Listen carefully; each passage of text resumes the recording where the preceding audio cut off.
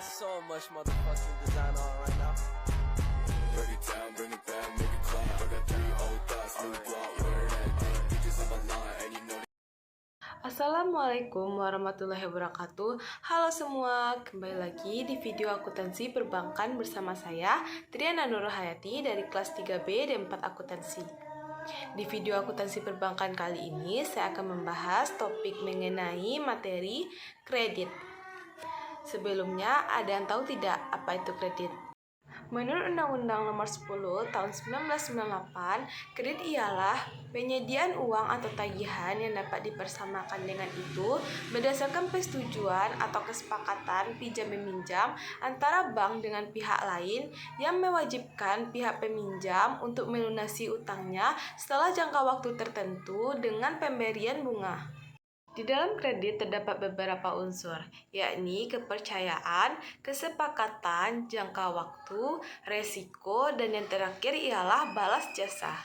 Tujuan kredit. Kredit memiliki beberapa tujuan, di antaranya yang pertama mencari keuntungan, yang kedua membantu usaha nasabah, yang ketiga membantu pemerintah dari segi membuka lapangan pekerjaan, meningkatkan jumlah barang dan jasa, menghemat devisa, dan yang terakhir meningkatkan devisa negara. Fungsi kredit. Kredit memiliki beberapa fungsi, di antaranya yang pertama untuk meningkatkan daya guna uang, yang kedua meningkatkan peredaran barang, yang ketiga stabilitas ekonomi nasional, dan yang terakhir meningkatkan peredaran uang.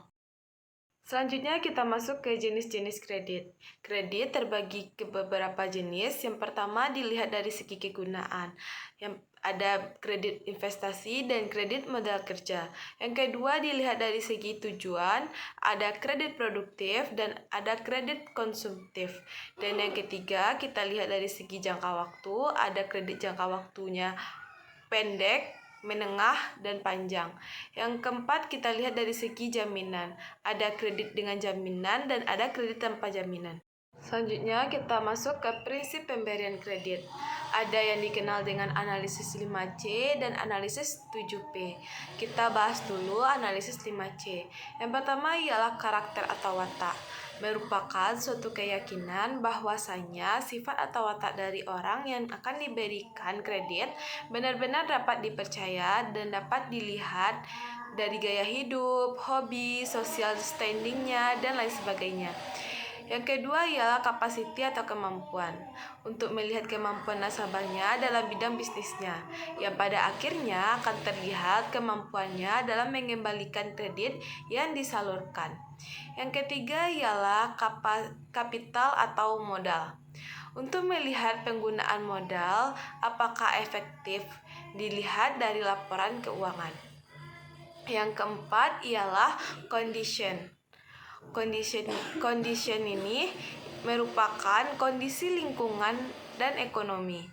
Yang kelima ialah kolateral atau anggunan. Merupakan jaminan yang diberikan oleh calon nasabah baik yang bersifat fisik maupun non-fisik.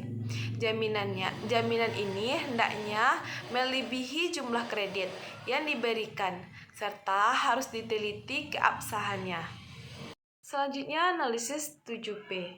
Yang pertama ialah personality, merupakan analisis tentang kepribadian atau tingkah laku.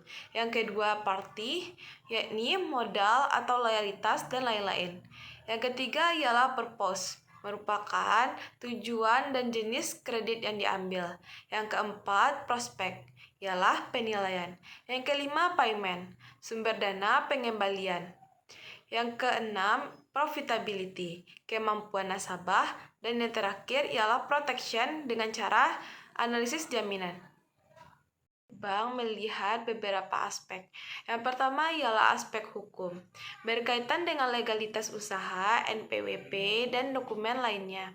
Yang kedua ialah aspek pemasaran, berkaitan dengan daerah pemasaran, pesaing, prospek produk. Yang ketiga ialah aspek keuangan, berkaitan dengan cash flow usaha dan rasio keuangan. Yang keempat ialah aspek teknis atau operasi, berkaitan dengan masalah produksi. Yang kelima ialah aspek manajemen, berkaitan dengan sumber daya yang dimiliki, pengalaman, dan lain-lain. Yang keenam ialah aspek sosial ekonomi, berkaitan dengan dampak terhadap ekonomi dan sosial masyarakat. Dan yang terakhir ialah aspek AMDAL, berkaitan dengan dampak lingkungan. Dalam pemberian kredit, bank menetapkan beberapa prosedur. Yang pertama ialah dimulai dari permohonan oleh calon debitur. Yang kedua, penelitian berkas-berkas pinjaman oleh bank. Yang ketiga ialah wawancara awal. Yang keempat, on the spot atau turun ke lapangan. Yang kelima, wawancara kedua. Yang keenam, keputusan kredit. Yang ketujuh ialah penandatanganan akad kredit. Yang kedelapan, realisasi kredit. Dan yang terakhir ialah penyaluran dana.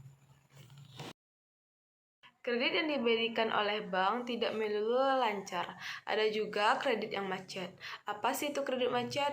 Kredit macet merupakan pinjaman yang mengalami kesulitan oleh debitur untuk memenuhi kewajiban yang telah disepakati bersama antara kreditur dan debitur, dikarenakan karena faktor kesengajaan maupun di luar kendali. Selanjutnya ialah penyebab kredit macet. Ada beberapa penyebab kredit macet. Yang pertama ialah dari pihak bank, tidak jelinya bank dalam meneliti. Yang kedua ialah dari pihak nasabah. Yang pertama ialah unsur kesengajaan, dan yang kedua ialah unsur ketidaksengajaan. Terjadinya karena penurunan performa keuangan debitur sehingga debitur gagal bayar. Setelah terjadinya kredit macet, apa sih penyelesaian kredit macet oleh bank? Yang pertama ialah rescheduling, yakni penjadwalan kembali. Cara ini dilakukan dengan menyesuaikan tenor pinjaman Anda agar bisa kembali menyicil pembayaran kredit. Pihak bank akan memperpanjang tenor pinjaman dari debitur yang mengalami kredit macet. Hal ini dilakukan agar angsuran yang harus dibayar bisa semakin ringan. Perpanjangan tenor juga disesuaikan dengan kemampuan pembayaran debitur. Cara kedua adalah dengan cara restructuring atau persyaratan kembali.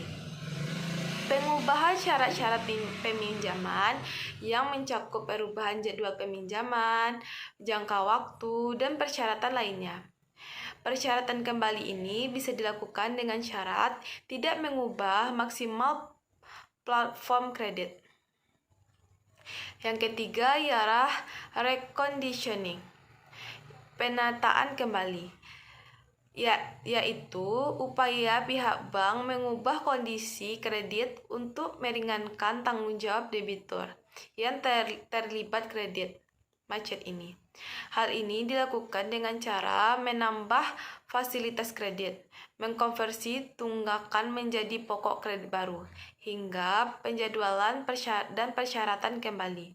Yang keempat ialah kombinasi dari yang ketiga tadi, dan yang kelima ialah yang terakhir, yakni penyertaan jaminan.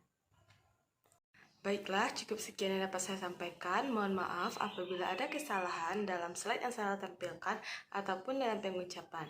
Wabillahi taufiq wa hidayah. Assalamualaikum warahmatullahi wabarakatuh. Sampai jumpa lagi di video akuntansi perbankan lainnya.